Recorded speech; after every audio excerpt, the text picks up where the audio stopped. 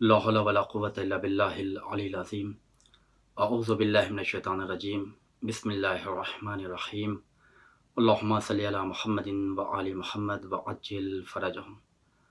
मुहतरम नाज़रीन, अस्सलामु अलैकुम व रहमतुल्लाहि व बरकातुहू। अपने इस मुख्तसर से बयान में शब जुमा की फ़ज़ीलत के हवाले से चंद बातें पेश करना चाहता हूँ। आज के इस मसरूफ़ तरीन ज़माने में कि जिसमें हम और आप ज़िंदगी गुजार रहे हैं, किसी के पास इतना वक्त नहीं है कि वो ज़ख़ीम और मोटी किताबें पढ़े, ना किसी के पास इतना टाइम है कि वो तवील तक़ारीर और लेक्चर को समाअत करे। लिहाजा कोशिश ये है कि मुख्तसर से वक्त में शब जुमा की हमारी क्या रूटीन होनी चाहिए, रिवायतें क्या रहनुमाई कर रही हैं, इस हवाले से चंद बातें हदीये समाअत करना चाहता हूँ। तमाम रातों में शब जुमा को एक इम्तियाज़ी शरफ़, बुलंदी, हैसियत और मकाम हासिल है। अल्लाह तबारक व तआला की जानिब से शब जुमा बंदों के लिए बेहतरीन और ख़ूबसूरत हसीन सा तोहफ़ा है। शब जुमा यानी दुआओं की शब, शब जुमा यानी याद इलाही की शब, शब जुमा यानी बंदगी की शब, शब जुमा यानी मग़फ़िरत की शब, शब जुमा यानी मुनाजात की शब, शब जुमा यानी तिलावत कुरान मजीद की शब, शब जुमा यानी ज़ियारत हज़रत इमाम हुसैन अलैहिस्सलाम की शब, शब जुमा यानी याद हज़रत इमाम ज़मान अलैहिस्सलाम की शब, शब जुमा यानी हुसूल सवाब की शब, शब जुमा यानी याद मरहूमीन की शब, शब जुमा यानी याद आखिरत की शब, शब जुमा यानी अपनी तकदीरों को सँवारने की शब, शब जुमा यानी हम अपने हालात को बेहतर से बेहतर किस अंदाज़ में बनाएँ, शब जुमा इस हवाले से हमारी रहनुमाई करती है। शब जुमा की फ़ज़ीलत क्या है, इस हवाले से चंद रिवायतें आपकी खिदमत में पेश करूँ, फिर मुख्तसर से वो अमाल कि जो कम वक्त में हम अंजाम देकर बहुत से सवाब और बहुत से अज्र के मुस्तहिक़ करार पा सकते हैं। शब जुमा की फ़ज़ीलत के हवाले से ख़त्मी मर्तबत मुख्तार कायनात हज़रत मोहम्मद मुस्तफ़ा सल्लल्लाहु अलैहि वसल्लम इरशाद फ़रमाते हैं कि शब जुमा से रोज़े जुमा तक 24 घंटे होते हैं और हर घंटे अल्लाह 6 लाख अफ़राद को आतिश जहन्नम से आज़ाद करता है। अल्लाहु अकबर। मौला मुत्तक़ियान अमीरुल मोमिनीन हज़रत अली इब्न अबी तालिब अलैहिस्सलाम इरशाद फ़रमाते हैं, लोगों शब जुमा की हुर्मत से गाफ़िल न रहना, इस शब से अपने आप को दूर न रखना, इस शब से भरपूर इस्तिफ़ादा करो। और इसकी फ़ज़ीलत के हवाले से आप फ़रमाते हैं कि शब जुमा की क्या अज़मत और क्या फ़ज़ीलत है कि अगर कोई जमात अज़ाब इलाही की मुस्तहिक़ हो जाए और वो इस शब अल्लाह से तौबा और इस्तिग़फ़ार कर ले, तो अल्लाह उस जमात से अज़ाब को टाल देता है। रिवायतें यहाँ तक रहनुमाई कर रही हैं कि अगर किसी की दुआ कबूल नहीं होती हो, तो शब जुमा वो दुआ के लिए हाथ उठाए, इंशाअल्लाह उसकी दुआ कबूल होगी। ख़ुद हज़रत मोहम्मद बाक़िर अलैहिस्सलाम इरशाद फ़रमाते हैं कि शब जुमा में इब्तिदाए शब से लेकर आखिर शब तक एक फ़रिश्ता आसमान पर अल्लाह के हुक्म से ज़ाहिर होता है कि जो ये आवाज़ देता है, ए बंदे मोमिन, तुम में कोई दुनिया और आखिरत की हाजत अगर रखता है तो आज की शब अपनी हाजत को पेश करे, अल्लाह कबूल करेगा। ए बंदे मोमिन, तुम में अगर कोई बीमार, कोई अलील है तो अपनी सेहतयाबी के लिए अल्लाह से दुआ करे, अल्लाह उसे शिफ़ा अता करेगा। ऐ बंदे मोमिन, तुम में कोई अगर रिज़्क़ की तंगदस्ती की वजह से परेशान है, रिज़्क़ की तंगी की वजह से बेहाल है, तो अल्लाह की बारगाह में वुसअत रिज़्क़ का मुतालबा करे, इंशाअल्लाह अल्लाह रिज़्क़ की फरावानी अता करेगा। ऐ बंदे मोमिन, तुम में अगर कोई शख़्स ज़ालिम के शर में मुब्तला है, तो अल्लाह की बारगाह में दुआ करे, इंशाअल्लाह अल्लाह ज़ालिम के शर से निजात देगा। तुम में अगर कोई किसी हवाले से भी अल्लाह की बारगाह में हाजत से पेश करे, तो इंशाअल्लाह आज की शब की बरकत से अल्लाह उसकी हाजत को कबूल फ़रमाएगा। ख़ुद इमाम फ़रमाते हैं कि यहाँ तक कि तुलुए फ़ज्र तक वो फ़रिश्ता आवाज़ देता रहता है। अब हम ख़ुद अपने ज़िंदगी का जायज़ा लें कि इस शब कैसे हम गुज़ारते हैं। रिवायतें यहाँ तक हमारी रहनुमाई करती हैं कि अगर इस शब अगर हमारे पास वक़्त है, हमारी ताक़त अगर हमें इजाज़त दे, तो इस शब में हमें शब बेदारी करनी चाहिए और अल्लाह की बारगाह में पूरी आजिज़ी और इंकिसारी के साथ अपने आप को पेश करके अल्लाह के ख़ज़ाने में से अल्लाह से सवाल करना चाहिए। इंशाअल्लाह अल्लाह बहुत कुछ अता करेगा। इस शब की बरकत, इस शब की क्या फ़ज़ीलत है, इसका इदराक सिर्फ़ इंसानों को ही नहीं है, बल्कि जानवरों, हैवानों को भी इस शब की अहमियत का अंदाज़ा है। ख़ुद हज़रत इमाम जाफ़र सादिक़ अलैहिस्सलातु वस्सलाम इरशाद फ़रमाते हैं, जब शब जुमा आती है تو سمندروں کی مچھلیاں اپنے سروں کو باہر نکال دیتی ہیں اور صحرا کے جانور آسمان کی جانب دیکھتے ہیں اور یہ کہتے ہیں یا اللہ لوگوں کے گناہوں کی وجہ سے ہم پر عذاب نہ فرمانا۔ تو یہ وہ شب ہے کہ جس شب میں اللہ اپنے بندوں پر بے پناہ خزانے لوٹاتا ہے۔ یہ وہ شب ہے کہ جس شب میں اللہ اپنے بندوں کے لیے بے پناہ تحائف کا اس نے انتظام کیا ہے۔ لہٰذا ہم کوشش کریں کہ اس شب کو ہم ضائع نہ ہونے دیں۔ اس شب میں ہم چاہیں تو 2-3 طریقے سے ہم اعمال انجام دے سکتے ہیں۔ ایک، ہم اپنی ذاتی زندگی کے لیے، ہم اپنی زندگی کے لیے وقت نکالیں اور اپنی زندگی کے لیے اللہ کی بارگاہ میں دعا کریں۔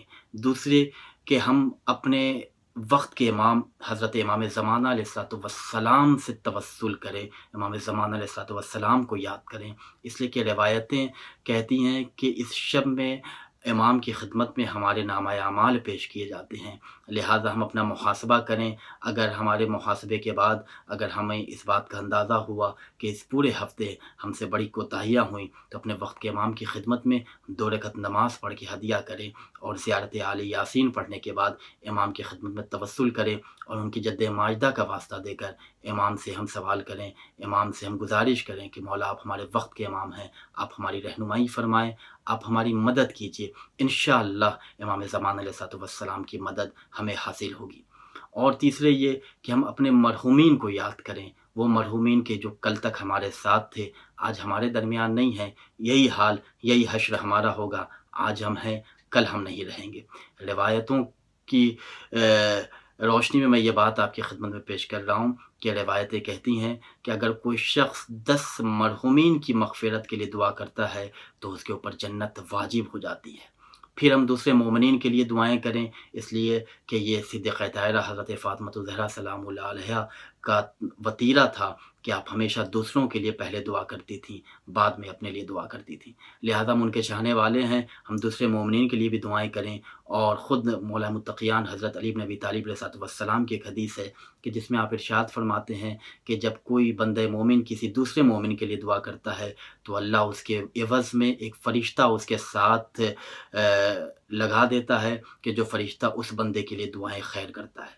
لہذا ہم کوشش کریں کہ اس شب جمعہ میں اپنے آپ کو اللہ کی بارگاہ میں پہنچائیں، اللہ کی بارگاہ میں پیش کریں۔ اگر ہم سے گناہ سرزد ہوئے ہیں تو ہم گناہوں کا استغفار کریں، ہم اللہ کی بارگاہ میں توبہ کریں اور اپنی نیکیوں میں اضافہ کریں۔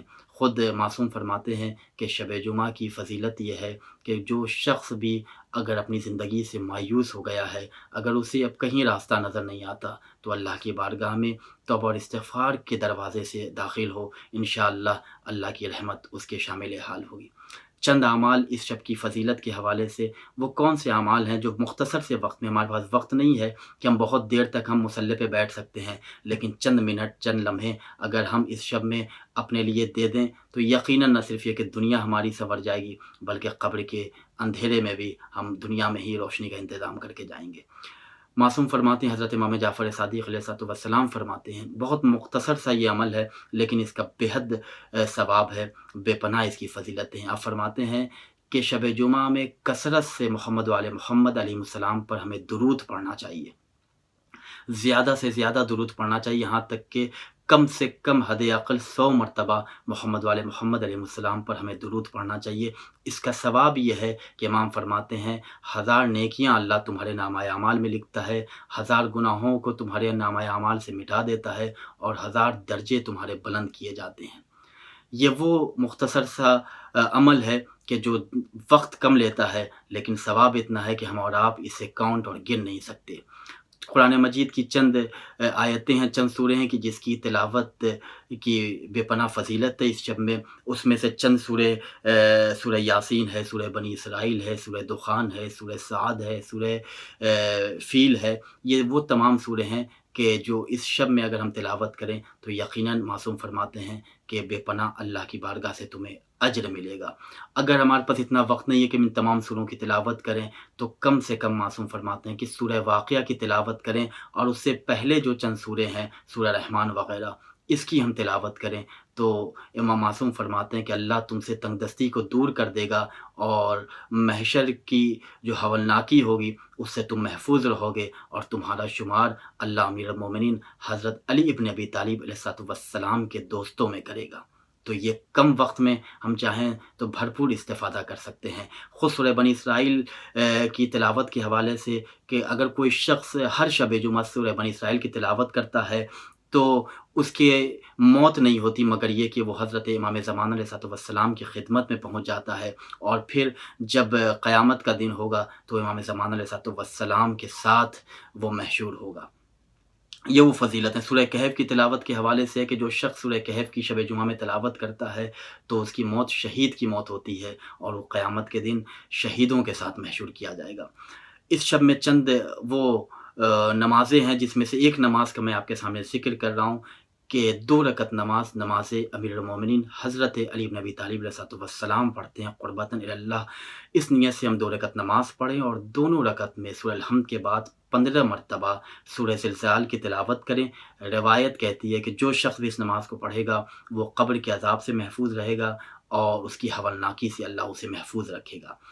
اس کے بعد پھر معصوم فرماتے ہیں کہ جو شخص بھی شب جمعہ کے آخری پہر میں یعنی نماز صبح سے پہلے اگر 3 مرتبہ یہ ورد کر لے تو اس کے تمام گناہ بخش دیے جاتے ہیں، یہاں تک کہ اگر گناہ دریا کے جھاگ کے برابر یا اس سے زیادہ ہی کیوں نہ ہو، اور وہ مختصر سا ورد یہ ہے: بسم اللہ الرحمن الرحیم، استغفر اللہ الذی لا الہ الا هو الحی القیوم واتوب الیہ۔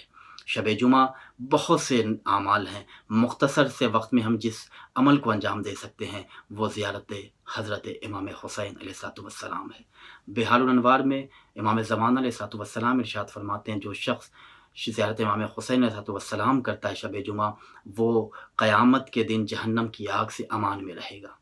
لہٰذا ہم کوشش کریں کہ شب جمعہ کی فضیلت سے زیادہ ہم استفادہ کریں، اور نہ صرف یہ کہ ہم اپنی زندگی کے لیے بلکہ ان مرحومین کے لیے بھی دعائیں کریں کہ جو ہمارے ساتھ آج نہیں ہیں۔ روایت میں ہے کہ رسول اسلام حضرت محمد مصطفیٰ صلی اللہ علیہ وآلہ وسلم خطبہ دیتے ہوئے رونے لگے۔ لوگوں نے پوچھا یا رسول اللہ گریہ کا کیا سبب ہے؟ آپ نے فرمایا کہ مجھے تمہارے مرحومین نے رلا دیا ہے۔ لوگوں نے سوال کیا یا رسول اللہ ہمارے مرحومین نے آپ کو کس طرح رلایا؟ رسول اسلام نے کہا کہ ان کی روحیں میرے پاس آئی تھیں اور انہوں نے کہا تھا کہ میرے گھر والوں نے مجھے بڑی جلدی فراموش کر دیا ہے۔ لہذا کوشش کریں کہ اگر ہم اپنی زندگی میں اپنے مرحومین کو یاد نہیں رکھیں گے تو پھر ہمارے بعد والے لوگ بھی ہمیں یاد نہیں رکھیں گے۔ شب جمعہ اپنی زندگی کو بہتر سے بہتر بنانے کی شب ہے، اپنی تقدیر کو سنوارنے کی شب ہے۔ اللہ کی بارگاہ میں توبہ اور استغفار کے دروازے سے ہم داخل ہوں، اپنے گناہوں پہ احساس ندامت کے پسینے کو ظاہر کریں اور اللہ سے دعا کریں یا اللہ ہمارے تمام گناہوں کی مغفرت فرما، ہمیں مزید اعمال خیر کی توفیق عنایت فرما۔